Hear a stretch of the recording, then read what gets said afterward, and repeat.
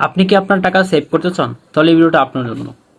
অযথা টাকা খরচ করতে না চাইলে আপনাকে বেশ কিছু বিষয় এড়িয়ে চলতে হবে। এক নম্বর হলো আননেসেসারি ফাস্ট ফুড, অর্থাৎ আপনার বাইরে গেলেই যেটা দেখেন সেটাই খেতে চাই, এই ধরনের মন মানসিকতা চেঞ্জ করতে হবে, অর্থাৎ আপনার পেটকে নিয়ন্ত্রণ করতে হবে। দ্বিতীয় হলো ইম্পালস বাইং, অর্থাৎ যে কোনো একটা জিনিস দেখলেই কিনতে চাওয়া, এই ধরনের মন মানসিকতা চেঞ্জ করতে হবে। অর্থাৎ কেনার পূর্বে আপনার ভাবতে হবে এই জিনিসটা ছাড়া আপনার আসলে চলে কিনা। যদি না চলে তাহলে কিনবেন, কিন্তু আপনার এই জিনিসটা একেবারে দরকার নেই, তারপর আপনি সেটা কিনছেন আপনার পছন্দ হয়েছে বলে, দেখা গেল পরে আপনার সেটার দরকার নেই। তো এই ধরনের অযথা ব্যয় থেকে বিরত থাকতে হবে।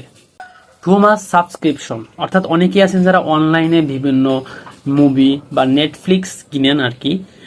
তো এই জাতীয় ব্যয় থেকে বিরত থাকতে হবে, অর্থাৎ সামান্য বিনোদনের জন্য আপনি টাকা খরচ করার ক্ষেত্রে একটু সাশ্রয়ী হতে হবে।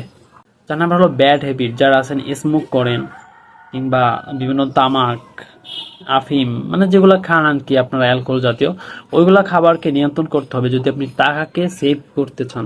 অর্থাৎ আপনি যত নিজের খরচ কমাবেন তত আপনার টাকা সেভ হবে। টাকা বাঁচান, আপনি বাঁচুন।